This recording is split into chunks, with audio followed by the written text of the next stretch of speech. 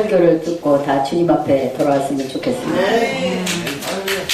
이제 마지막이네요. 제가 이제 마지막으로 10분 메시지 전해드리고 모든 순서를 마치도록 하겠습니다.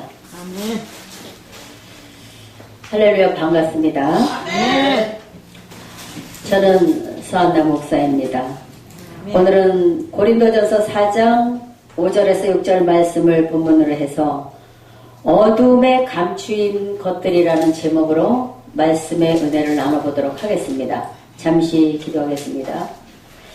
오늘도 살아계셔서 저희들과 함께 하시는 좋으신 아버지 하나님, 하나님의 놀랍고 크신 은혜에 이 시간 저희들 머리 숙여 감사를 올려드리옵나이다.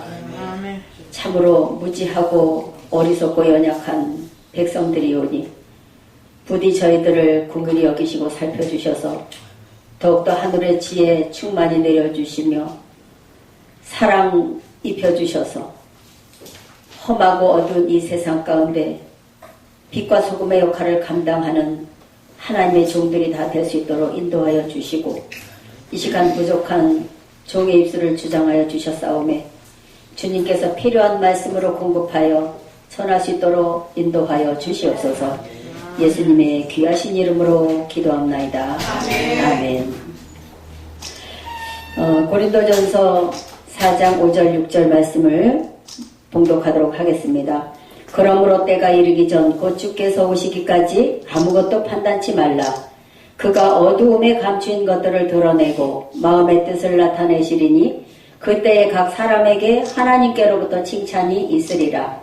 형제들아, 내가 너희를 위하여 이 일에 나와 아볼로를 가지고 본을 보였으니 이는 너희로 하여금 기록한 말씀 밖에 넘어가지 말라 한 것을 우리에게서 배워 서로 대적하여 교만한 마음을 먹지 말게 하려 함이라. 아멘. 이 고린도 전서는 주님을 만난 후 180도로 변화가 되었던 사도 바울이 주님 떠나신 후에 고린도 교회에 서신서를 전하면서 하신 말씀입니다. 여기 5절 말씀도 하나의 예언서이기도 하지요. 사복음서나 서신서나 요한계시록에 각 곳에 말세에 이루어질 일들을 많이 말씀해 놓으셨습니다. 여기 특히 5절 말씀 보면 그러므로 때가 이르기 전 곧 주께서 오시기까지, 이 글을 쓸 때는 주님이 오셔서 이미 부활승천에서 제자들이 보는 가운데서 하늘로 올라가신 이후의 일입니다. 그런데 다시 재림해서 오실 그날을 기록을 해놓은 것입니다. 주께서 오시기까지 아무것도 판단치 말라. 그가 어둠에 감춘 것들을 드러내고, 누가? 주님께서 다시 오시는 때에 어둠에 감춘 것들을 드러내고 마음의 뜻을 나타내신다고 말씀하고 계십니다. 여기 주목해야 될 문제가 어둠에 감춘 것들. 그 어둠에 감춘 것이 무엇일까요? 이 시간 우리는 마음의 손을 얹고 한번 생각을 해보셨으면 좋겠습니다. 어쩌면 주님 오시는 때에 나도 어둠에 속한 자가 되면 주님의 음성을 들을 수가 없어요. 그리고 주님께서 오신다고 약속한 그때를 생각지도 못하고 내가 생각하지 못했던 어느 날에 주가 호련히 오실 수도 있다는 말씀이죠. 나는 사랑하는 자리에 서 있는가? 핍박하는 자리에 서 있는가? 내가 손가락을 받는 자리에 서 있는가? 손가락질하는 자리에 서 있는가? 미워하는 자리에 있는가? 미움을 받는 자리에 있는가? 여기 하신 말씀처럼 우리는 아무것도 판단할 가치가 없는 사람입니다. 아멘. 왜냐하면 주님 십자가에 나의 죄 위해서 돌아가실 때에 나도 십자가에 죽었기 때문에 그렇습니다. 아멘. 죽은 자가 말이 있습니까? 죽은 자는 말이 없어요. 다만 우리는 하늘로부터 오는 그 은혜로 구원을 입은 사람들이기 때문에 감사밖에는 없습니다. 아멘. 우리 마음에 깊이 아무리 생각해도 사랑밖에는 없습니다. 그러나 혹하다 우리 일하는 과정 속에 있어서 우리가 질책은 할 수 있고 교훈으로 그 사람을 하나님 말씀으로 가르쳐서 되돌이키게 할 수 있는 그런 것은 할 수가 있습니다. 우리가 목자이기 때문에, 주의 종들이기 때문에 잘못된 길을 가는 것을 보면서 마냥 놔둘 수는 없지요. 그러나 우리의 마음속에는 항상 남을 정죄하고 핍박하기보다는 사랑하고 주님의 그 음성을 듣고 주님의 명령에 순종하는 저와 여러분이 되었으면 좋겠습니다. 아멘. 그가 오실 때는 언제냐? 요한복음 16장 12절에서 14절 말씀을 보면, 여기 12절에서 14절 말씀을 보면,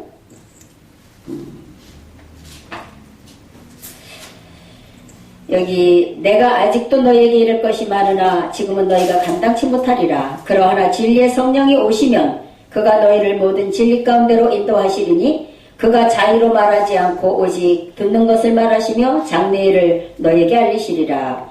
그가 내 영광을 나타내리니 내 것을 가지고 너희에게 알리겠음이니라. 아멘. 아멘. 예수님이 가셔서 진리의 성령을 아버지께 부탁해서 보내주신다고 했어요. 우리 옛날에 그 사극 같은 거를 보면 임금님이 청나라나 명나라나 이런 데 갈 때 임금 대신 누가 먼저 가나요? 사신. 식사라고도 하고 사신이 먼저 누구 대신, 임금 대신 먼저 가서 우리나라의 왕께서 이러한 것을 전하라 하더이다 하고 미리 말해주고 그 전설을 전달을 해주고 오지 않습니까? 하나님의 나라도 똑같아요. 만왕의 왕으로 오셨다가 인간 세상에 너무 죄악이 많아 인간 손에 찔림을 당하고 이 죄악된 세상을 떠나셨던 하나님과 예수님께서는 마지막 때에 다시 오신다고 약속해 놓은 것이 성경입니다. 성경. 하나님의 뜻을 나타내 주신 것이 성경이거든요. 오시기 전에 누가 오시느냐? 진리의 성령을 먼저 보내주신다라고 말씀하고 계십니다.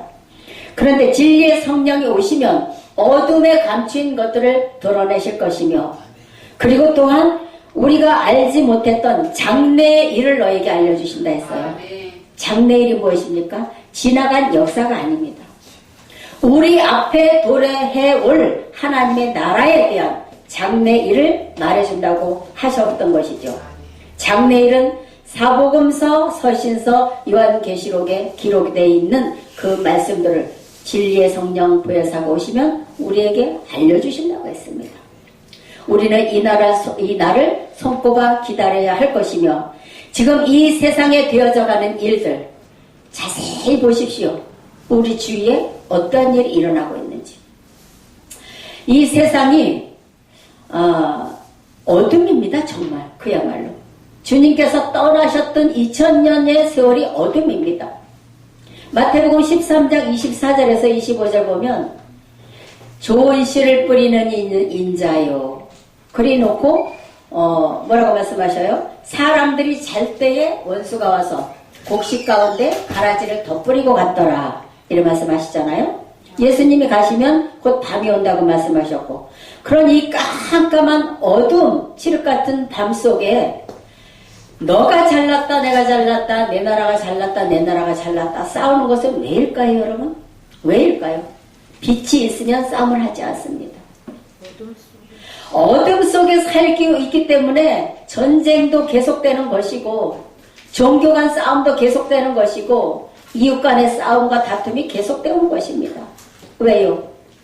빛이신 하나님이 이 세상을 떠나가셨기 때문에, 빛이신 예수님이 우리 곁을 떠나가셨기 때문에 우리는 어둠 속에 헤매면서 살고 있다는 말씀이죠.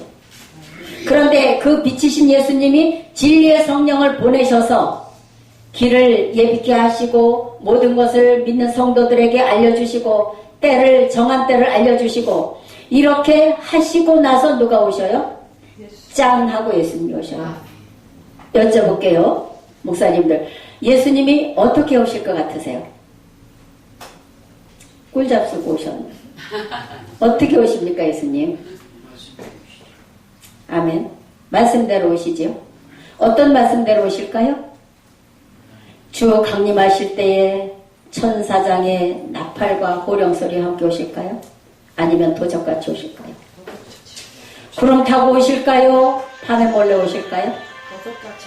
도적같이 오셔요. 밤에. 왜 밤에 오신다 했을까요? 지금 2018년 이 기간이 밤이기 때문에 이 깜깜한 어두운 그런 밤 같은 세상 속에서 알지 못하는 사이에 오신다는 거예요. 구름 타고 오시는 주님 바라보지 마세요. 우리 눈에 보이게 오는 그런 세계가 아닙니다.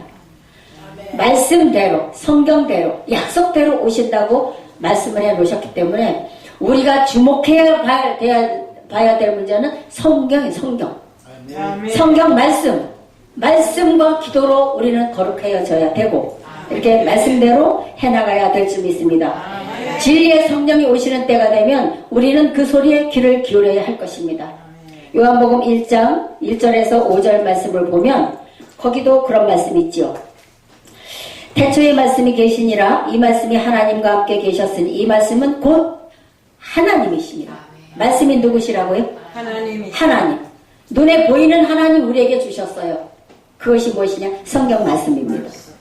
2절에 보면 그가 태초에 하나님과 함께 계셨고 만물이 그로 말미암아 지은 바 되었으니 지은 것이 하나도 그가 없이 된 것이 없느니라. 그 안에 생명이 있었으니 이 생명은 사람들의 빛이라. 빛이 떠나셨으니 생명이 없지요? 생명이 없으니 어둠이 주관을 한 것이고 어둠이 주관을 하다 보니까 이 세상은 다툼뿐이라는 것입니다. 5절에 보면 빛이 어둠에 빛이 돼 어둠이 깨닫지 못하더라. 어둠이 무엇일까요? 지금 이제 밤이 슬슬 오고 있지요? 저 세상에 깜깜해지는 어둠을 말하는 것일까요? 성경에서 말하는 어둠은 우리의 무지한 심령을 말씀하시는 것입니다. 아멘. 깨닫지 못하고 알지 못하고 봐도 모르고 들어도 모르는 우리의 무지한 심령을 어둠이라고 말씀하고 계시는 것이죠. 2000년 전에 예수님께서 빛으로 오셨어도 그 빛을 전했지만 사람들의 심령 가운데 이 빛을 받아들이지 못했기 때문에 어두움이 깨닫지 못하더라. 이런 말씀을 하시는 겁니다. 주님 다시 오시는 때에 우리 마음속에 어둠이 있지 않길 원합니다. 주님 오셔서 다시 진리의 성령을 통해서 말씀을 전해주실 때에 우리 마음속에 활짝 열고 밝은 빛과 같은 우리의 심령을 열어서 빛의 말씀을 받아들이시길 바랍니다. 에베소서 4장 18절 말씀을 보면 저희 총명이 어두워지고 저희 가운데 있는 무지함과 저희 마음이 굳어짐으로 말미암아 하나님의 생명에서 떠나 있도다 이렇게 말씀을 하셔요. 무엇이 하나님의 말씀의 생명에서 떠나 있게 하는가 하면 우리 총명이 어두워지고 그러니까 어둠이죠 마음이. 우리 가운데 있는 무지함과 저희 마음이 굳어짐으로 말미암아 하나님의 생명에서 떠나 있다고 합니다. 우리 마음에 돌을 제하여 버리고 굳은 마음을 제하여 버리고 부드러운 마음을 하나님께 달라고 기도하고 우리 지치고 힘든 영혼 가운데 지혜로운 마음을 달라고 기도하셔서 잠깐 후면 오실 우리 주님 그분이 오실 때 우리는 누구세요? 누구신데요? 이런 적이 없게 하세요. 예수님 오셔서 그랬어요. 누구냐?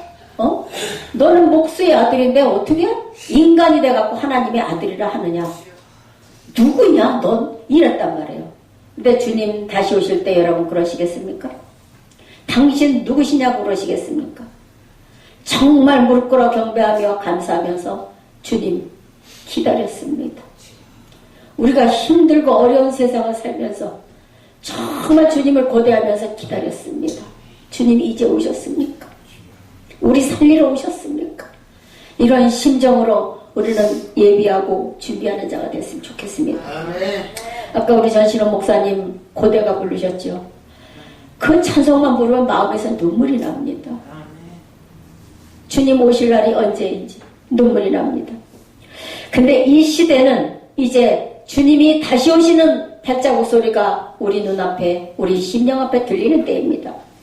그래서 히브리서 3장 15절에 말씀하시기를 성경에 일렀으되 오늘날 너희가 그의 음성을 듣거든 노하심을 격동할 때와 같이 너희 마음을 강팍해 하지 말라 하였으니 그의 음성을 듣거든 이제 이 시대가 심히 어지러운 시대요. 마지막 날 끝시대가 되어가는 이때 그 음성이 들릴 땐 우리 마음을 부드럽게 해라는 말씀이죠. 마지막으로 오늘 결론을 맺으려 합니다. 우리 야고보서 5장 7절에서 9절 말씀을 읽어보도록 하겠습니다. 그러므로 형제들아 주의 강림하시기까지 길이 참으라. 보라 농부가 땅에서 나는 귀한 열매를 바라고 길이 참아 이른 비와 늦은 비를 기다리나니 너희도 길이 참고 마음을 굳게 하라. 주의 강림이 가까우니라. 형제들아 서로 원망하지 말라. 그리하여야 심판을 면하리라. 보라 심판자가 문 밖에 서 계시니라. 지금 이러한 때입니다. 아마 그날이 되면 두 갈래로 갈라질 것입니다. 어떤 이는 가고 어떤 이는 떨어지고. 우리 여기 모이신 우리 목사님들과 세계선교복지신문 방송을 시청하고 계신 모든 시청자분들, 그날에 주님 손에서 떨어지는 자가 없고 모두 주님 나라에 들어가시기를 예수님의 이름으로 간절히 기원드리겠습니다. 고맙습니다.